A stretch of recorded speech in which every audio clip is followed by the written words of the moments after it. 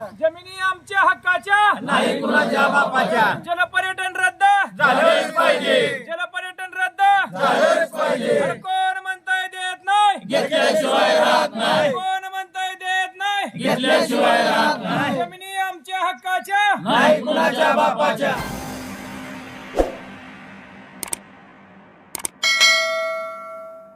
नमस्कार, M S मराठीमध्ये आपल्या सर्वांचं स्वागत आहे. मी नाथा सावंत. उजनी धरणग्रस्त शेतकऱ्यांच्या बेमुदत आमरण उपोषण या ठिकाणी केलं जातं आहे. भीमानगरच्या गेटवरती केलं जातं आहे.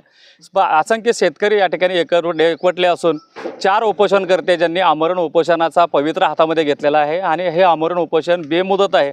जोपर्यंत शासनाला जाग येत नाही जोपर्यंत तोडगा निघत नाही तोपर्यंत हे बेमुदत आमरण उपोषण सुरू राहणार आहे. सुरेश पाटील असतील, त्यांचे सहकारी असतील, जे चौघांची नावं आहेत, ते चौघजण या ठिकाणी आमरण उपोषणासाठी बसलेले आहेत, न्याय हक्कासाठी. आणि आमचा एक प्रयत्न आहे की यांच्या ज्या मागण्या आहेत ते शासन प्रशासन यांच्या दरबारी मांडण्याचा एक प्रामाणिक प्रयत्न आहे. त्या अनुषंगानं या ठिकाणी जे बेमुदत आमरण उपोषण चालू आहे, उपोषणकर्त्याशी आपण संवाद साधणार आहोत. एकंदरीतच पाहिलं तर उपोषणकर्ते आहेत सुरेश पाटील आपल्यासोबत आहेत, त्यांचे सहकारी आहेत. हे चौघजण या ठिकाणी आमरण उपोषणासाठी बसले आहेत. पाटील साहेब, काय सांगाल की प्रत्येक वेळेस तुम्हाला संविधानिक मार्गाने आमरण उपोषणच करावं लागते किंवा कुठल्या वेगळ्या पद्धतीचं आंदोलनच करावं लागते आणि न्याय हक्कासाठी झगडा लागते, तर आपल्या प्रामुख्याने मागण्या काय असणार आहेत? अतिरिक्त संपादित जमिनीवर शासनाने एक नियोजित पर्यटन स्थळ उभा करण्याचा आणि या गोरगरीब शेतकऱ्याच्या जमिनीवर कारण नसताना एक काहीतरी संकट आणण्याचा प्रयत्न आता सध्या शासनाकडनं चालू आहे. त्याला विरोध करण्यासाठी वारंवार आम्हाला या आंदोलनाच्या माध्यमातून त्याला उत्तर द्यावं लागतं आहे. उत्तर काय मागण्या, काय प्रामुख्याने काय मागण्या तुमच्या? एक तर हे शासन नियोजित जे जलपर्यटन आहे ते रद्द झालं पाहिजे. दुसरी प्रामुख्यानं मागणी आहे 2019 व 2025 साली जे जार शासनाने नवीन एक प्रायोगिक तत्वावरचे काढलेले आहेत ते प्रथमतः रद्द झाले पाहिजेत. आणि दुसरी मागणी की या शासनाने आम्ही उजनी ते सर्व धरणग्रस्त शेतकरीचं रिट पिटिशन कोल्हापूर हायकोर्टात चालू असतानासुद्धा या ठिकाणी मोजणी व या आमच्या संबंधित जमिनीवर गटावरची मोजणी व कुठल्याही कारवाईस आमची हरकत आहे. आणि त्यानंतरची मागणी अशी आहे की 1992 साली याच कार्यकारी अभियंता उजनी धरण प्रकल्पाच्या ऑफिसने या सर्व आमच्या उजनी मधील सर्व या जमिनी आहेत, या कलेक्टरकडं अतिरिक्त आम्हाला जमिनी आहेत, या कायमस्वरूपी आम्हाला लागत नाही, या जमिनी जिल्हाधिकाऱ्यांकडे वर्ग केलेल्या आहेत तर त्यासुद्धा जमिनी या शेतकऱ्यांना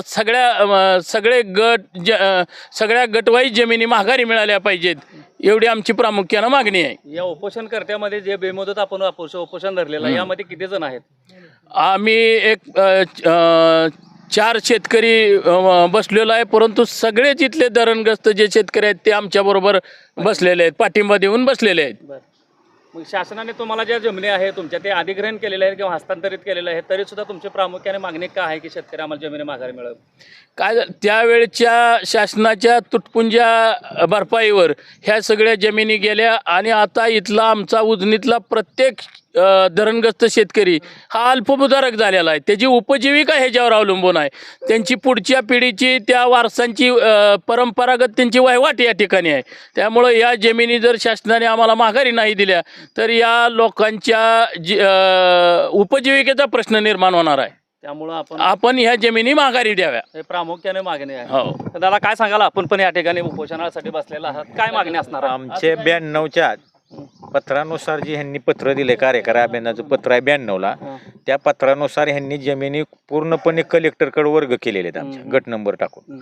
आणि त्याच्यात त्यांनी नमूद केले की आम्हाला कायमस्वरूपी याची आवश्यकता नाही.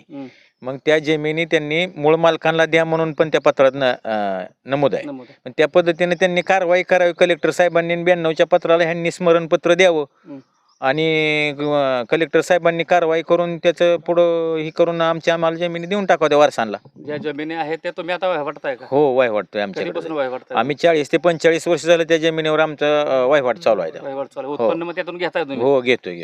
तरी शासनाला प्रामुख्याने काय मागणी असणार आहे तुम्हाला? जमिनी आमच्या माघारी देऊन त्यांनी तो पर्यटनाचा जो काही घाट घातलाय तो पर्यटन आम्हाला इथं नको आहे. त्यांची त्यांच्या मार्गाने त्यांनी कुठं न्यायचं काय करायचं त्यांचा प्रश्न आहे. आता जर पाहिले तर धरणग्रस्त ज्या बॅकवॉटरच्या साईडला जमिनी आहेत त्या बरेच जणांना जवळपास 66 ते 70 जणांना नोटिसा पाठवलेल्या आहेत. यातूनही असं कुठेतरी जमीन शासन घेण्याचा प्रयत्न करते कारण त्याने ते अधिग्रहण केलेलं आहे. तरी सुद्धा का आंदोलन करावं लागतं? जमीन आजपर्यंत दिल्या नाहीत ना शासनाने. आजपर्यंत ह्या लोकांना जमिनी देतो किंवा 92 पासूनही चाललेला आहे. 92लाच पत्र दिले ह्या कार्यकारी अभियंत्यांनी की कलेक्टरला की ह्यांना जमिनी मूळ मालकांना वारसांना परत द्या म्हणून.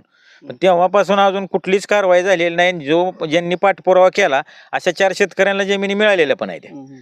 पण ज्यांचा काय पाठपुरावा पडला किंवा काय कारणास्तव शेतकरी तिथवर पोचले नाहीत त्यांना जमिनी अजूनपर्यंत शासनानं माघारी दिल्या नाहीत किंवा कलेक्टर ऑफिसने त्याची काही कारवाई पुढे केलेली नाही किंवा आम्हाला तशी पत्र पण आहेत त्यांची. तर अशा पद्धतीने जर पाहिलं तर खरं तर शेतकऱ्यांचा लढा हा खरं तर जगाचा पोशिंदा असणारा शेतकरी राजा. मात्र या शेतकरी राजाला जे धरणग्रस्त आहेत उजनीचं बॅकवॉटरमध्ये ज्यांच्या जमिनी गेलेल्या आहेत अशा शेतकऱ्यांना मात्र या ठिकाणी संविधानिक मार्गाने बेमुदत आंदोलन असेल किंवा वेगवेगळ्या पद्धतीनं शासनाला जाग येण्यासाठी हे आंदोलन या ठिकाणी बेमुदत पहिला दिवस आहे.